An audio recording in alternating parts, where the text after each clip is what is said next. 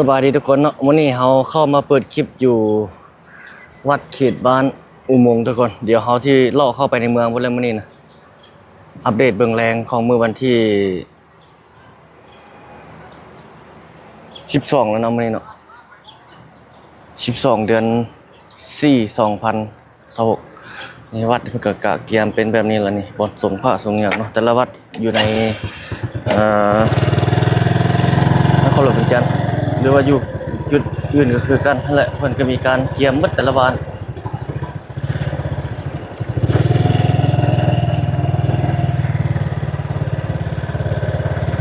นี่กำลังเกียมจัดแบบนี้วัดบ้านอุโมงค์เนาะตัวนี้เนาะจุดนี้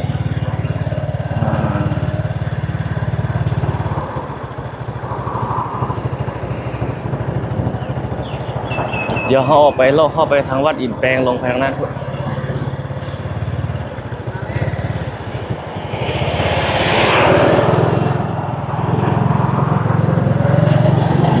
โอ้ทางหน้ามันยังออกควันมันไฟไหม้วะนี่บ้านคุณตาอันนี้ข้างหลังเอาวัดอุโมงค์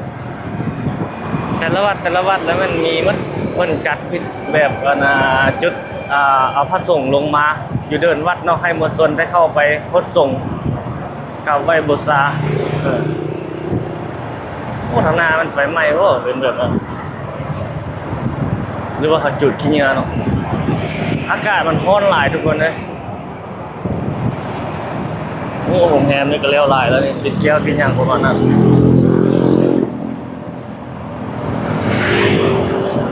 ปีนี้เพิ่นแห่มีการแห่ขบวนพระพุทธรูปเนาะอยู่ในนครหลวงเวียงจันทน์นี่จัดใหญ่เลยปีนี้แห่อ้อมเมืองเวียงจันทน์เนาะเอิ้นว่าแห่แต่วัดอินแปลงเกี่ยวไปเข้าห้องห้องข้างกระทรวงแถลงข่าวและวัฒนธรรมไปสอดใส่ถนน3 เส้นไทยเกี่ยวมาถนน3 เส้นไทยเนาะแล้วก็สอดเข้ามาใส่บ่อนวัดหินแปลงนั่นคือเก่าครับมันจะอ้อมแบบนั้นจุดเริ่มต้นก็หน้าวัดหินแปลงเนาะเกี่ยวลงไปทางถนนสิทธาธิราชแล้วก็เกี่ยวเข้าไปถนน3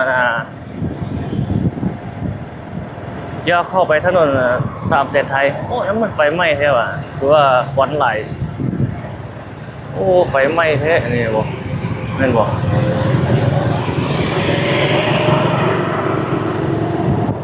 โอ้ไฟไหม้แท้เด้อเดี๋ยวไปเบิ่ง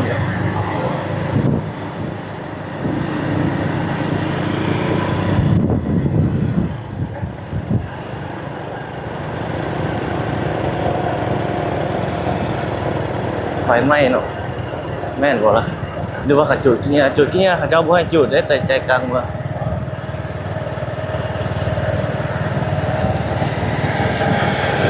น่าจะเป็นไฟไหม้เด้อทุกคน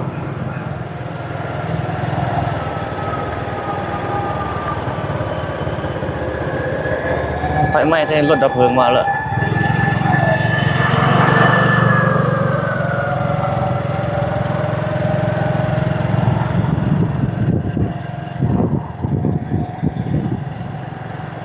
เดี๋ยวไปเบิ่ง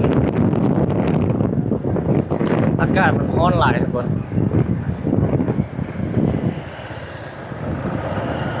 ไม่หยุดใส่โอ้ไม่หยุดจุดนี้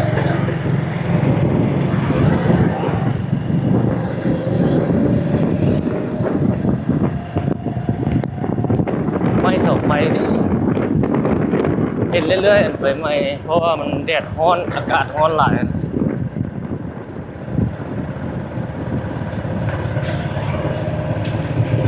อ๋อไม่เสาไฟ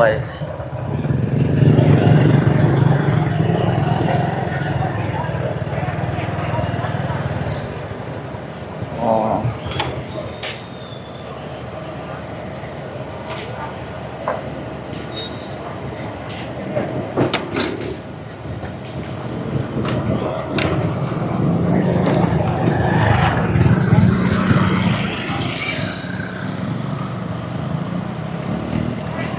โอ้ยาวพอดพูดเดิม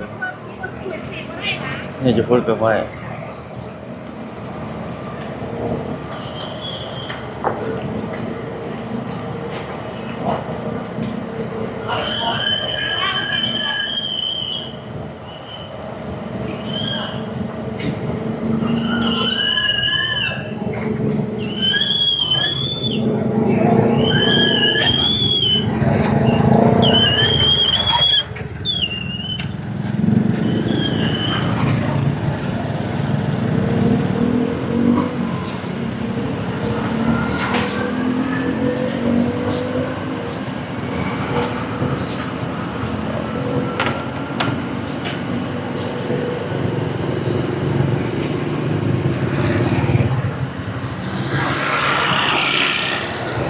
ทำไมเหรอ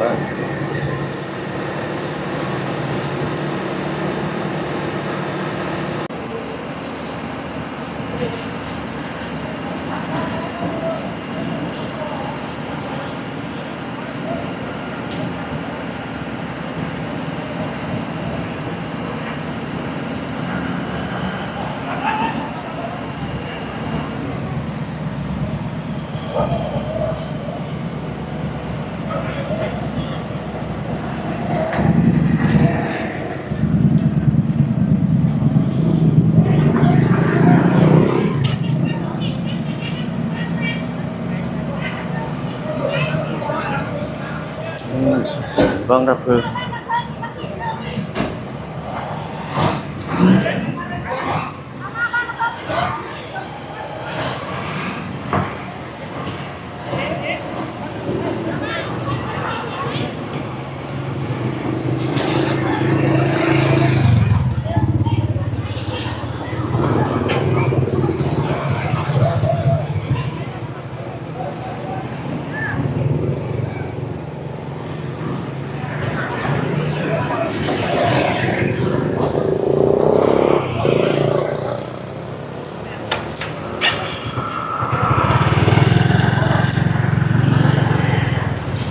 โอ้ยังไหม้ลามไปพุ่นนะ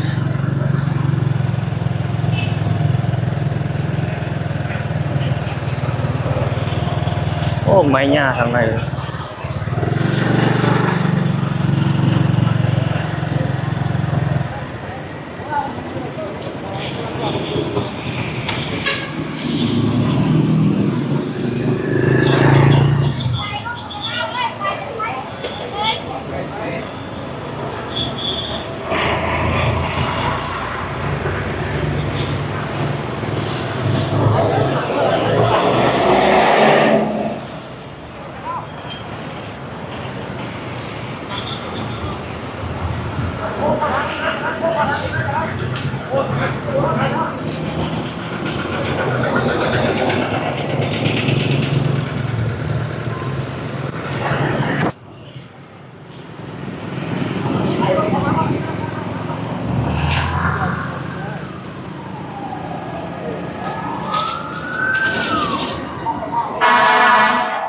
คันใหญ่มาแล้วก่อน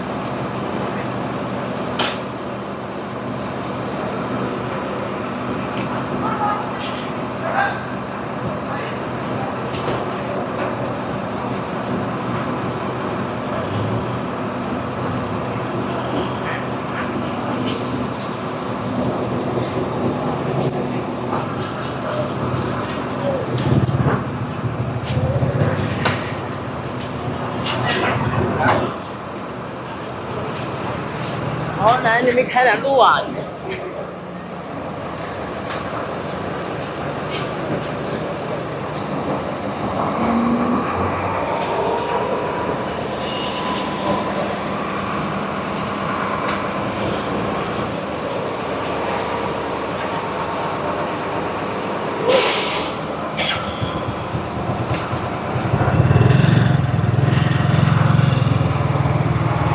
พิ่นยังไม่อยู่ใส่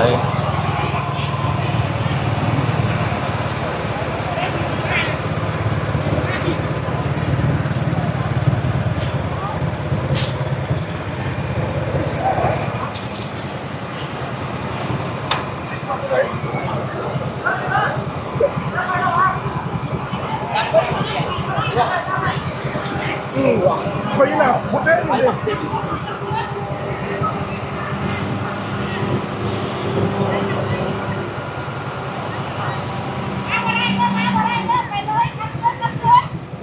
เอาฉีดหน่อยเนาะ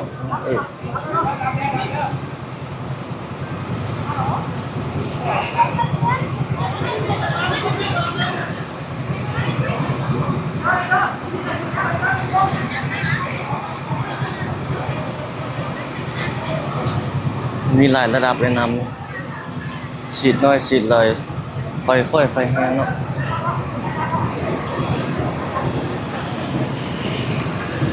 ตัวนั้นหมดเลยอ่ะ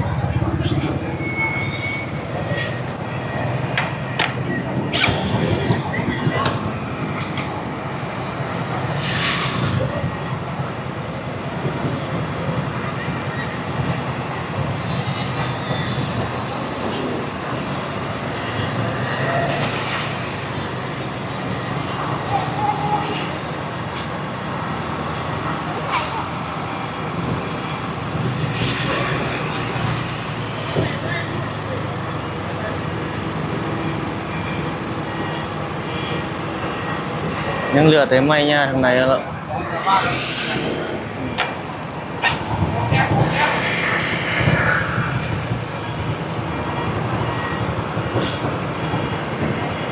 คราวนี้เราถอยมาสีใส่ตัวนี้ยังมีขนาดน้อยแบบนี้ก่อนเนาะ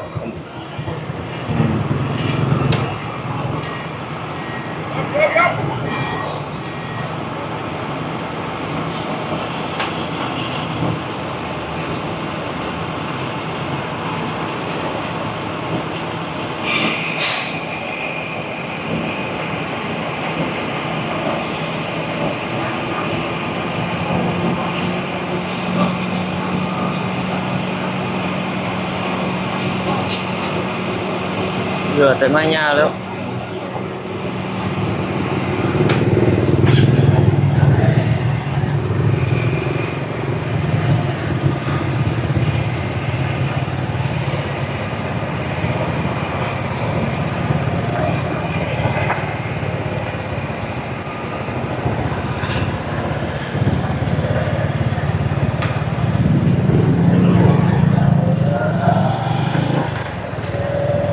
เมื่อกี้ไม้อยู่ตรงนี้เนาะโอ้คนออกมาเบิ่งหลาย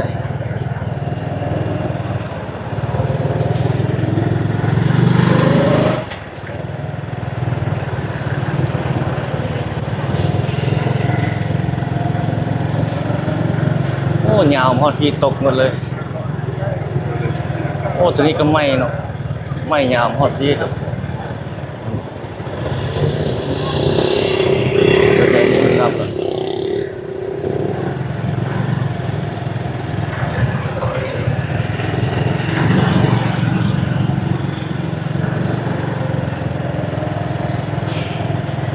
อากาศร้อนเนาะ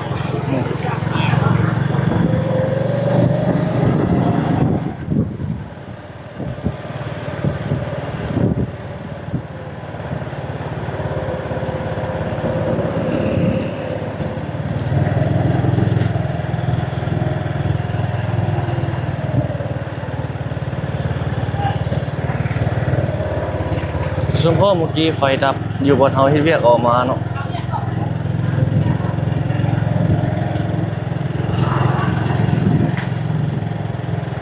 แถวนี้ดับหมดเลยตามเบิ่งเนี่ย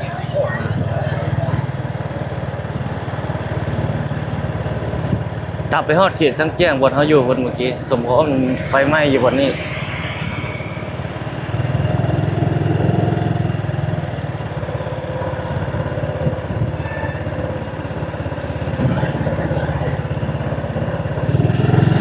โอ้รถหลายไปทางหน้าติดเด้อลากไปทางนั้นบ่ได้เด้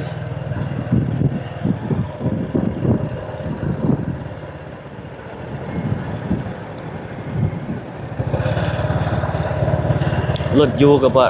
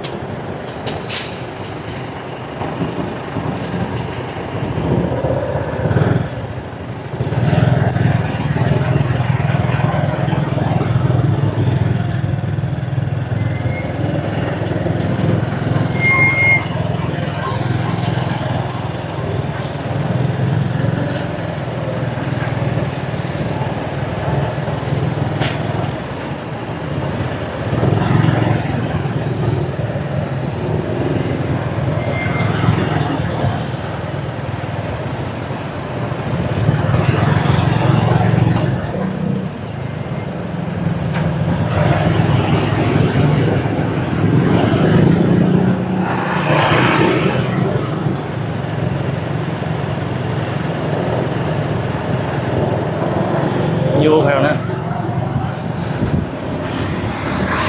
นี่จุดเพิ่นแห่จากวัดอินแปลงนี่ลงไปทุกคนนี่แห่นี่ออกจากวัดเพิ่นนำออกกากเกียมไว้นี่แหละในนี่ก็เกียมวัดหดพระหดทรงหน้าวัดอินแปลงมันเขียนนี้เนาะคือแต่ละปีนั่นแหละ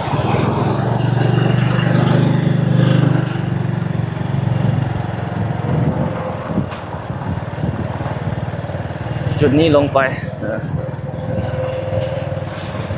ขึ้นเมืองบุกันลงไปขึ้นไปทางเข้าไปนี่แห่ไปตามถนนเศรษฐาธิราชนี่เนาะแล้วก็ลัดออกไปใส่วัดลัดไปใส่ถนนสาบแสนไทยเพิ่นเอามาเกี่ยวไว้ในนี่โดนห่อปัจจัยแห่นะนี่อยู่นี่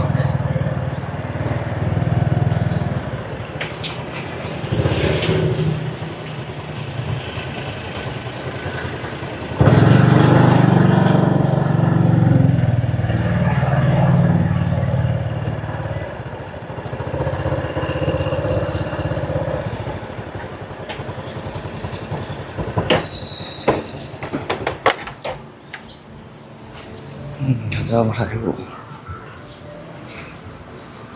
เพิ่นจะแห่ไปตามถนนเศรษฐาธิราชและใส่ถนนสามเส้นไทย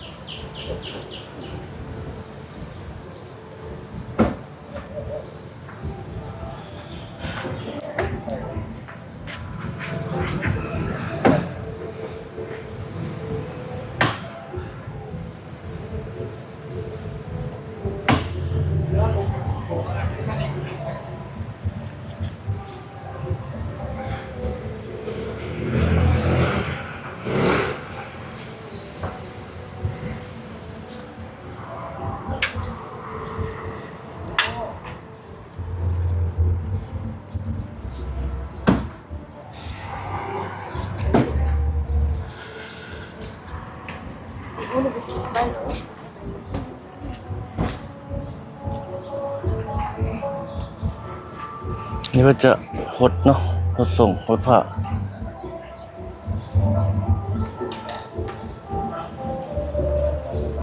อยู่ดีมีแห้งสุขภาพเข้มแข็งแคล้วคลาดปลอดภัยเพื่อนกำลังตกแต่งเนาะ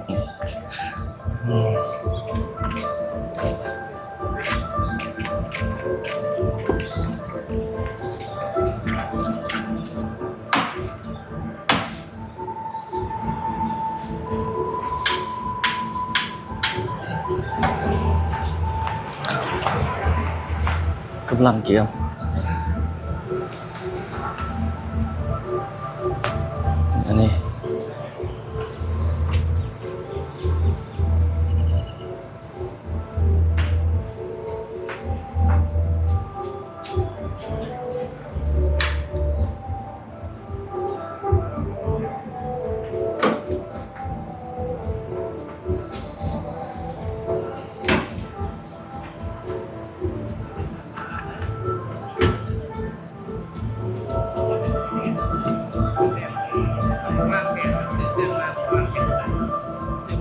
อยู่วัดองค์ตื้อเฮาถ่ายอยู่นี่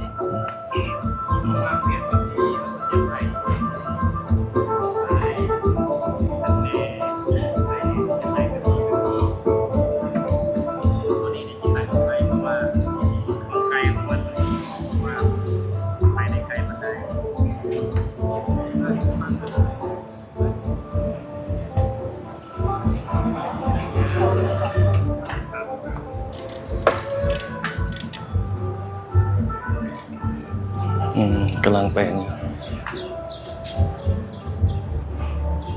ไปแล้ว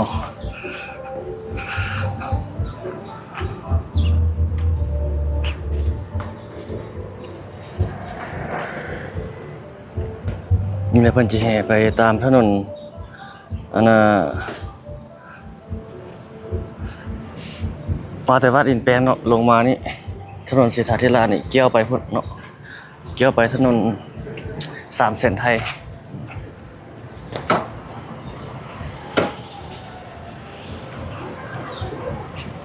ไปออกไปโลดครับไปทางนั้นต่อ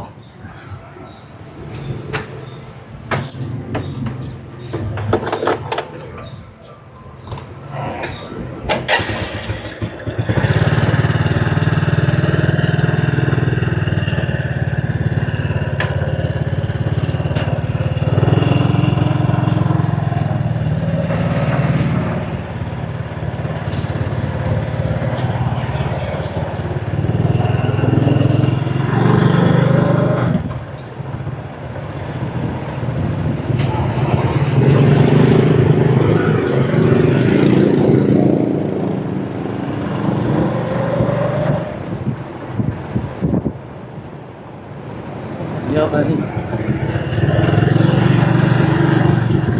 เข้าวัดอันน่ะวัดมีไซเพิ่นก็มีประดับประดาแบบนี้บ่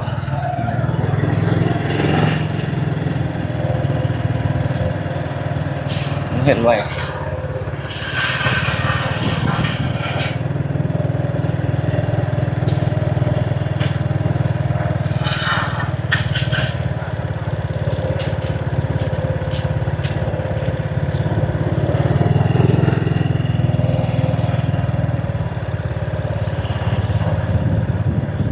ทางหน้าจะเก็บวิดน้ำด้วย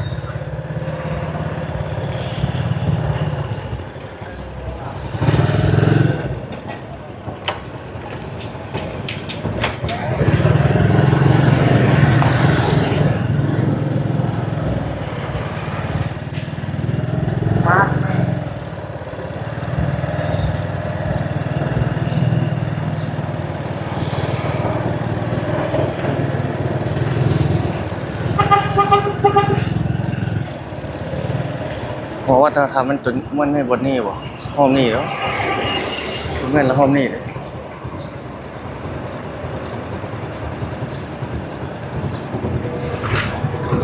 เรือห้องทางหน้าก็ได้บ่เดี๋ยวเบิ่งก่อน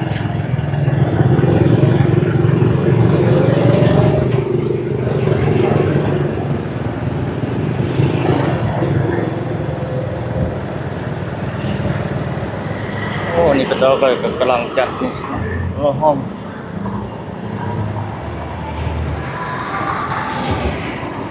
เมื่อกี้ทุกคนที่มันจะแห่ไปนะข้างหอวัฒนธรรมนะ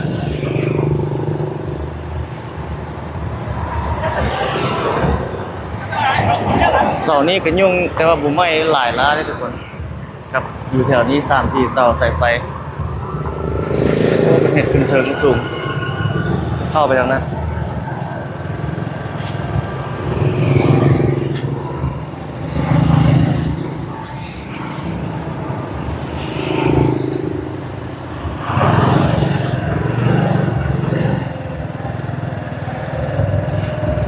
นานี่เขากำลังแปลงอ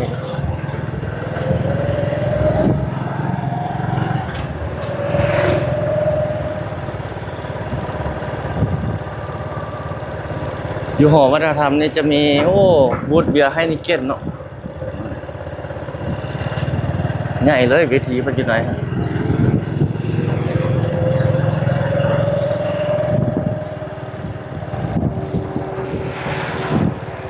นี่เพิ่นจะแห่มานี่ออกมาไม่กดสอดเข้ามานี่นี่บนเมื่อกี้นะถนนนะเข้ามานี่ถนนจะสิทธาธิราชแล้วก็เข้ามานี่นี่เป็นบูธเบียร์บูธอาหารเนาะเขาจะเข้ามานี่แล้วก็จะไปซ่อใส่ตัวทางหน้าเขานี่นี่เขตตลาดนี่ก็มีบูธเบียร์คือกันนี่บูธเบียร์ให้นิเกตแล้วนี่เขาจะขายอันยูดกินเต็มเลยแห่มานี่แล้วก็เลี้ยวนี่เลี้ยวขวานี่เลี้ยวซ้ายบนเลี้ยวขวาด้วยทุกคนขอโทษหลายๆเลี้ยวลงไปนี่โอ้รถติดเลยรถไฟเมื่อกี้หรือเปล่ามันจะแห่มานี่ทุกคน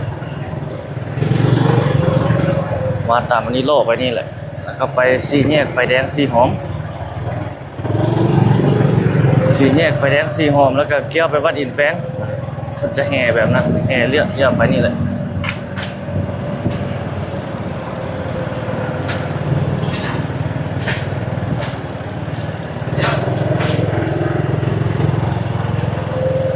นี่เริ่มตั้งเต้นตั้งอย่างแล้วแถวนี้เนาะนี่บอกตั้งเวทีบอลลินน้ำนะ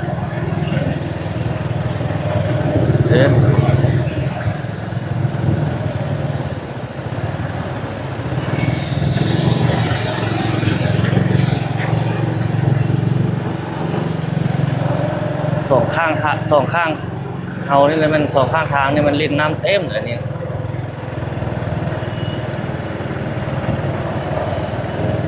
พูดเบียร์อยู่นะวันนี้เต็มเลย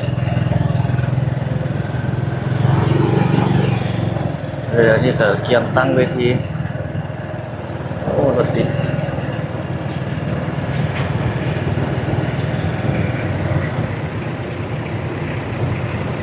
ทางหลังเอามาเนาะกำลังตั้งเต้นนะพูด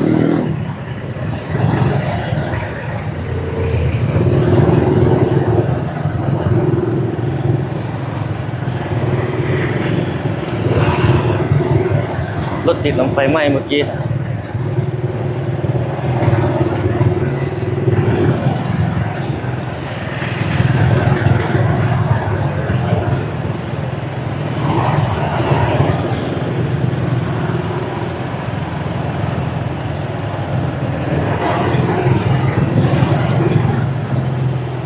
อันนี้นี่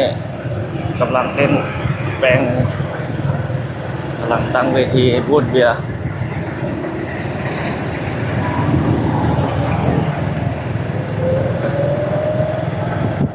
ไม่กระพูดเบียร์นี่ก็ได้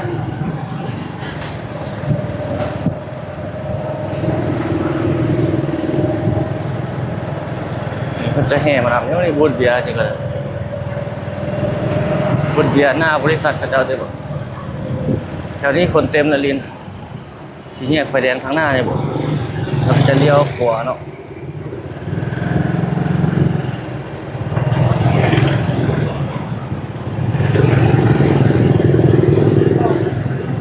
เลี้ยวซ้ายบนเลี้ยวขวาเบาโหลกตลอดวันนี้ผมแน่ใจเพื่อนจะเลี้ยวอยู่ตัวนี้บอกหรือว่าเป็นเลี้ยวอยู่ตัวทางหน้าเพื่อนผมแน่ใจคือการเดินทุกคนสีแยกนี่ตัวทางหน้ากับสีแยกเพื่อนน่าจะเลี้ยวตัวนี้เลยแล้วก็ไปหน้าวัดอินแปลงขึ้นคือเก่าที่ทางหน้ามันไฟนั้นไฟซอดมันจะไปทางนั้นหรอ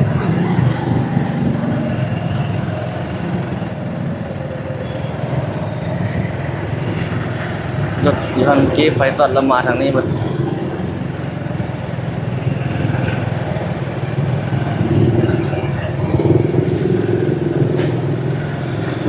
ก็จะแห่มาทางนี้ขึ้นก็น่าจะแห่มาจุดนี้แล้วก็ไปซอดใส่หน้าวัดอินแปลงนะ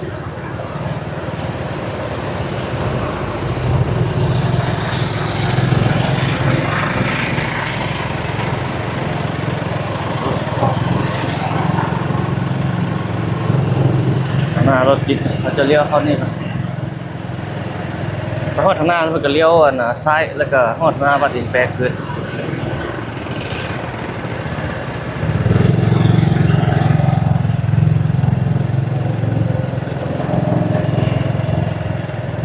จะเลี้ยวเข้า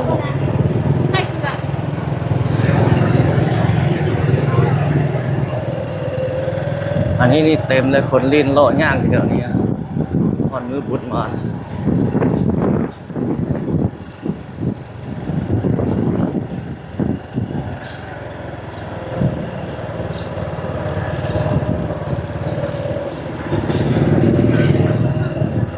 โอ้ไหนอันตั้งเต็นท์อยู่ขายเครื่องอยู่กลางทางเด้วยทุกคนนี่บอกแล้วในตลาดเขาจะมีเฮ็ดอันนั้นครับ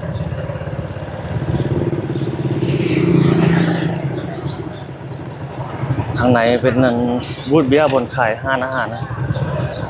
แต่ว่ากลางทางนี่มันจะเฮ็ดแบบขายอาหารอย่างประมาณนี้ครับจะมีนัดแบบนี้แหละประมาณนี้เนาะ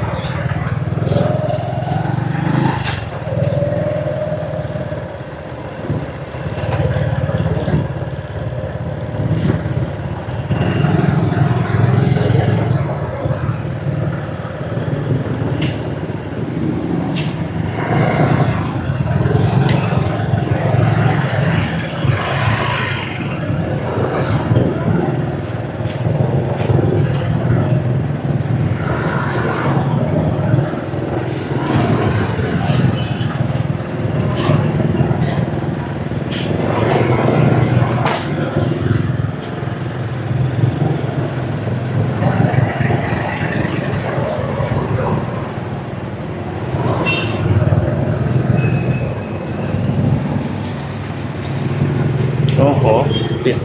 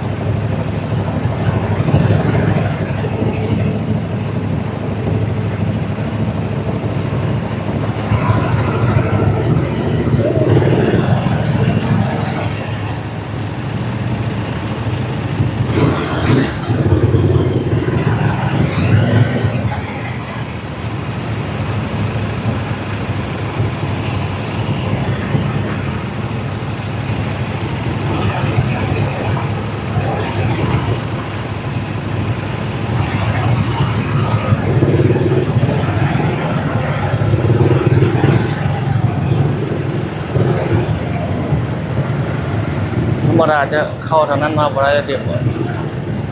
เจ้ายังเข้ามา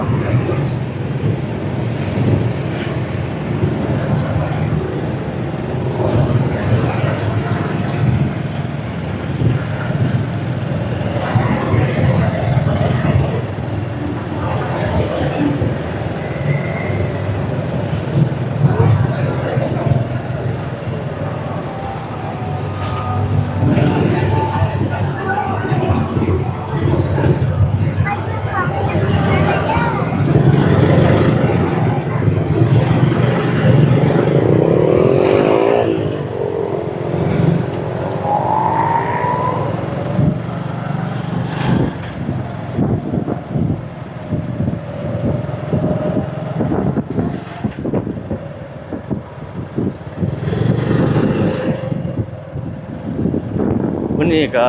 12แล้วเนาะ13 14นี่อีกมื้อเดียวก็ฮอดแล้วเริ่มนี่โอ้บูธเบียร์ละเอาอยู่แคมป์ของกันแล้วหลายบ่เดี๋ยวพาเที่ยวไปเบิ่งเนาะก็น่าจะแล้วหลายแล้วแหละ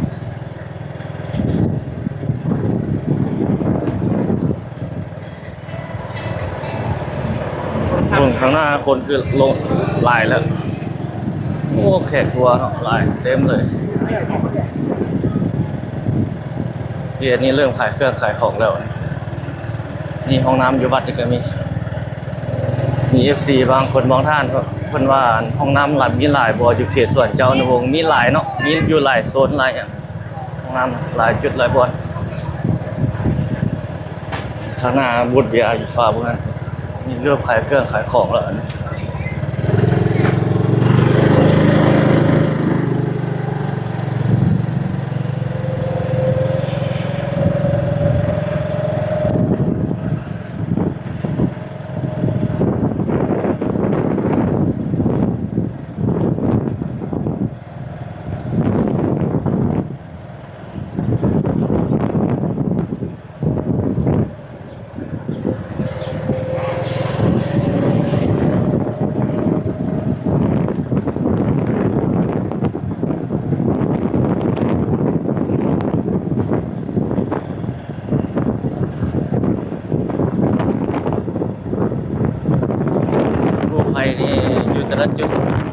จำอยู่หลายๆจุดหลายบนในนครหลวงวิจิตรนี้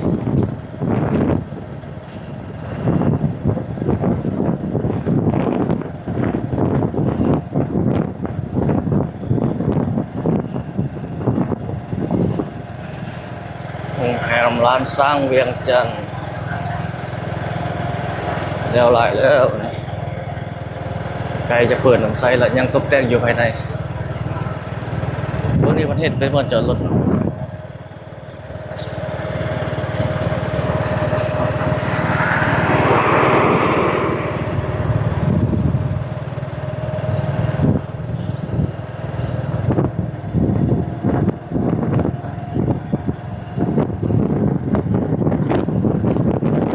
ไปเบิ่งกันนะ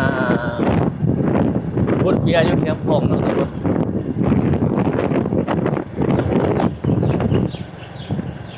แล้วหลายแล้วบุดเบียร์แคมป์ของกัน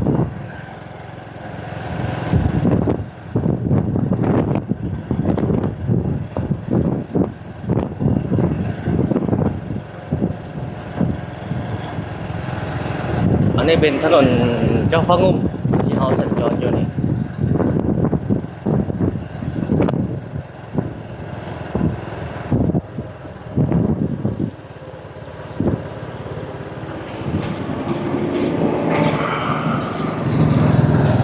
เที่ยวไปเบิ่งบูธเบียร์แคมป์ของกัน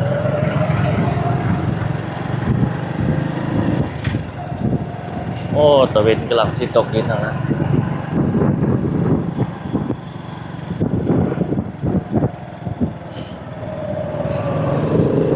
เขียนนี้ห้านเอาหอกอาหาร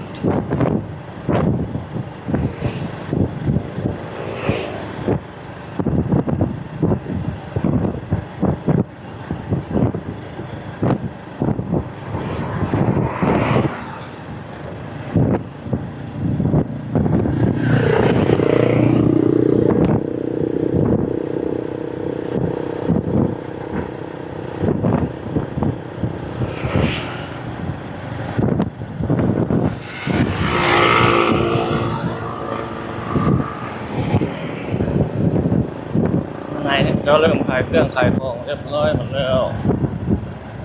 ขายปกติเด้อเสื้อผ้าทุกคนในช่วงบนนะเนี่ยโซนตลาดมืดนี่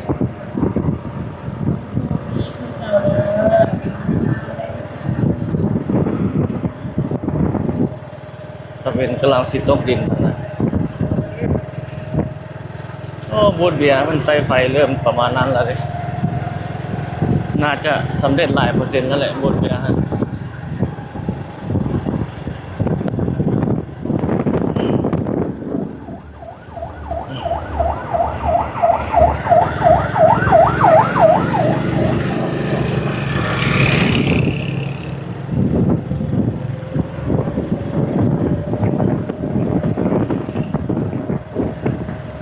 พร้อมพาเกี่ยวแบบนั้นแล้วเนี่ย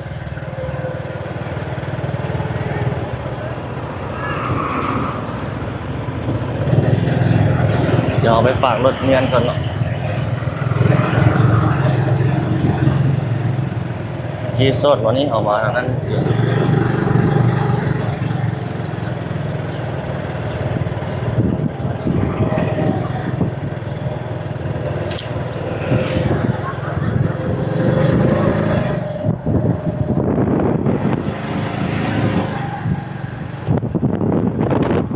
ฝากรถเมียนก่อนทุกคนตอนนี้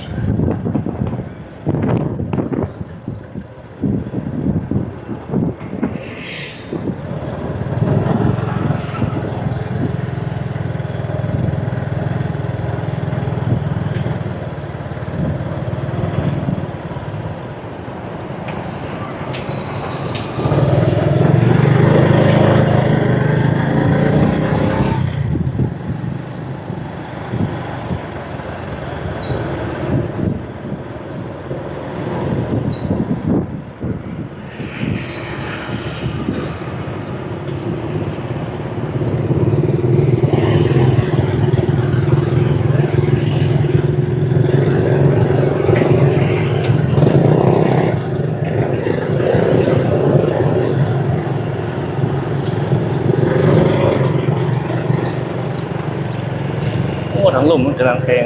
ตัดหญ้าอนามัยบ่อนจอดรถ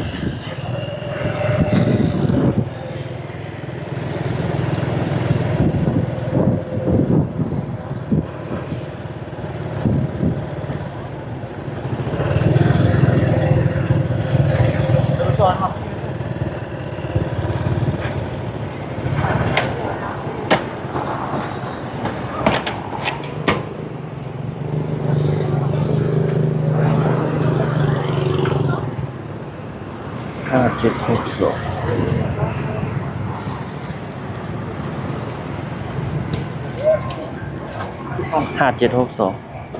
5,000 บาท เจ้าพัน10,000กีบอ๋อไก่ทรงบุญเนาะเป็นย่างพระเบิ่งเวทีโอ้ดอกคุณ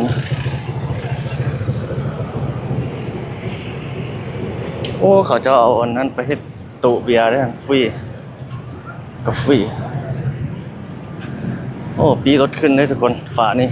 แต่ปกติหั่น5,000กีบแต่ว่ามื้อนี้10,000กีบขึ้นมือบุญ ส่งบุญ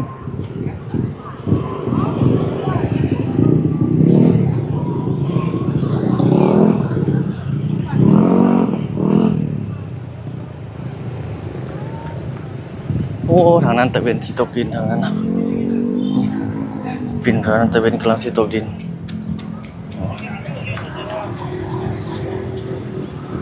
แคมป์ของเวียงจันทร์ริมโขงเวียงจันทร์นะเพิ่นสู้แปลง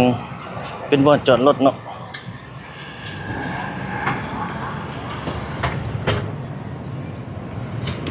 รถรางพานะอ้ายเขาจะมาเล่นมาเที่ยว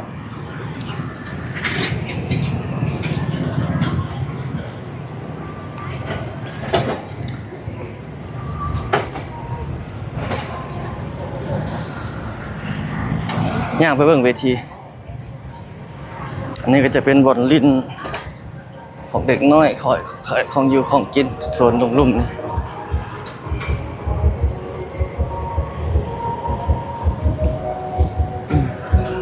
ผู้สาวขึ้นอยู่มีขายน้ำเกี๊ยวสดบรรยากาศสดๆเลยโอ้เจอแล้วนี่สบายดีชื่ออยู่ที่เห็นถ่ายอยู่บึงท่านอยู่ มาอัปเดตบุญที่ เขามาแต่ไต่ แม่เหรอโอ้นี่มาเจอไอ้เราเนี่ยซ่องยัง หน่อยมาล่าเด้อ หน่วยเบาเรา เห็นช่วงนั้นมาอัปเดตบุญท่าหลวงเนาะวันนี้มาอัปเดตบุญปีใหม่ที่ ดีผมเมื่อภารกิจอยู่ทางไต่ แม่เหรออ๋อ มาได้ส่ง แม่เหรออ๋อโอเครอต่อวะนี่ซิ่งไปเมื่อกี้เจอส่งไอ้เราเนาะเรามาอัปเดตเรามาอัปเดตอันบุญท่าหลวงวะกับอันช่วงเปิดรถเมย์บีอาร์ทีฮะจะพาลูกพาหลานมาเล่นมาเที่ยว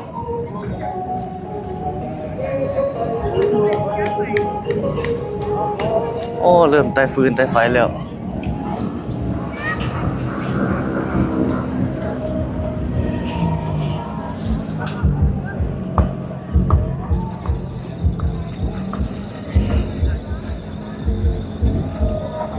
เข้าไปเบิ่งบูธเบียร์เริ่มจัดมาเบิ่งทางนี้นี่เขาเจ้าขายเครื่องขายของหลายแล้วทางนี้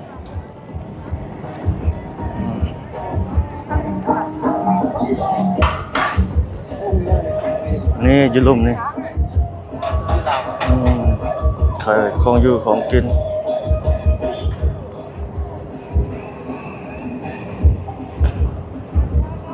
โอ้เดี๋ยวหลายแล้วบูธเบียร์อลังการสันไรเนาะอย่ามาไว้เบิ่งบัตรหอดมือเพิ่นเฮ็ดของแท้เนาะบูธอาหารนี่มาอยู่นี่หลายนี่กำลังเฮ็ดบูธของอาหารร้านอาหารแบบขึ้นกับแบบ สมาชิกเบียร์ลาวเพิ่นน่ะหลายคืออันนี้นี่หานรัศมีอันนี้อันนั้นพูดนี่อันนั้นตัวอยู่ตัดมีไฟนี่ปืนยิงน้ำเพิ่นนะครับ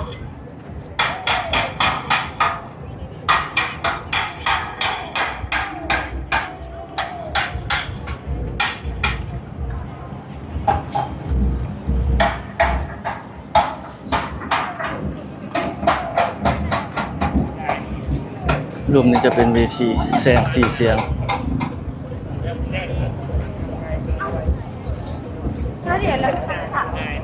จ่ายมันเอาทีทีทางคนกินแล้วเนาะทางเนี่ยมันวานของคนเดียวมันแล้วโอ้โหพี่ยุทธถาม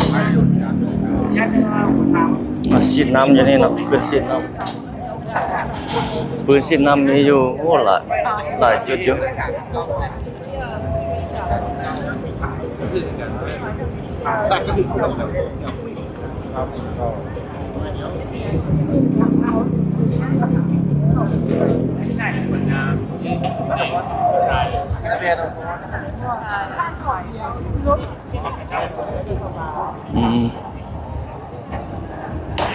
กำลังทดลองกำลังกับปรับแปลง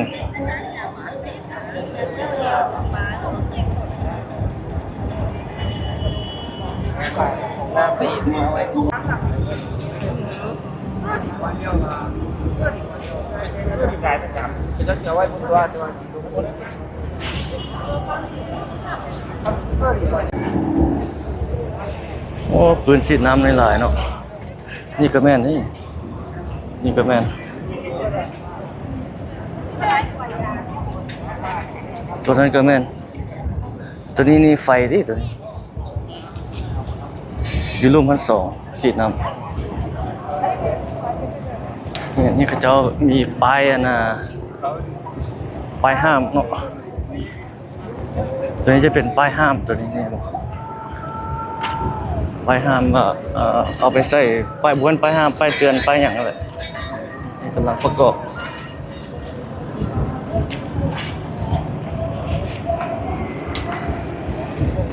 จะมี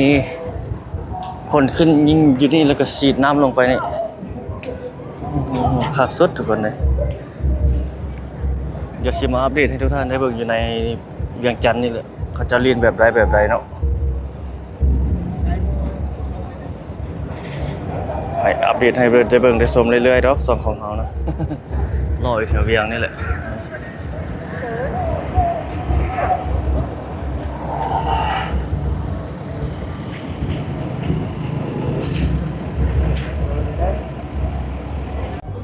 ไม่คงคือ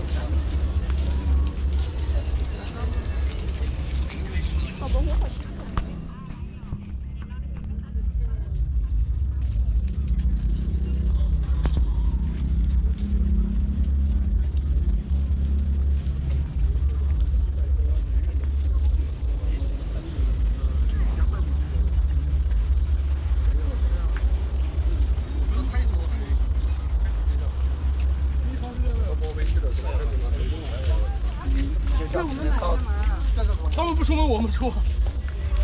กระเดินถึงซาเทร้อยไป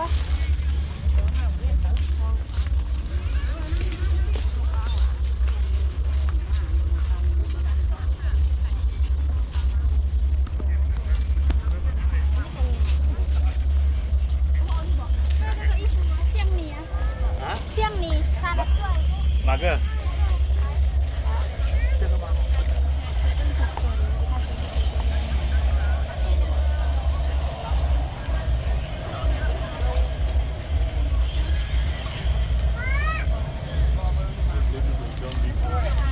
แล้วหายพอแล้ว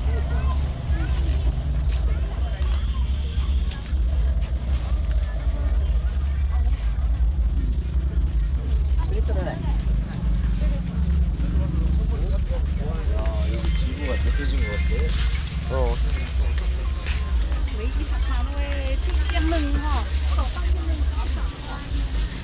见过气氛很大的。我说大各位，你要兴趣健身呢。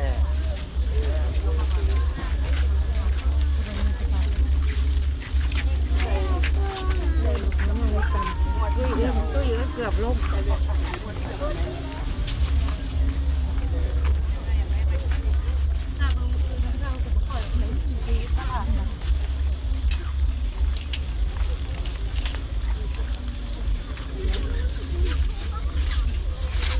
thế gì nữa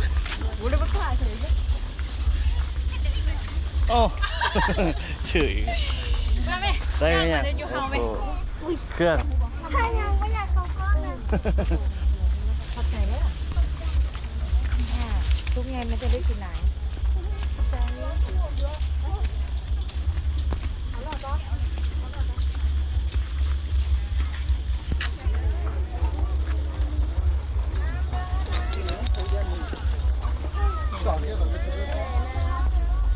มาตาถุง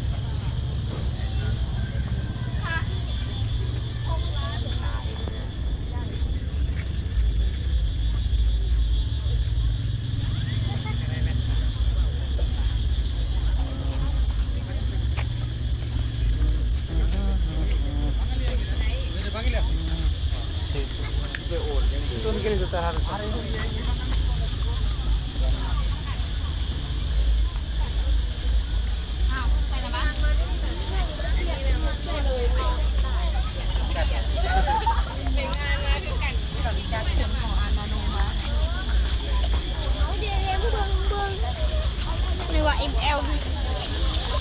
เกือบจะใช่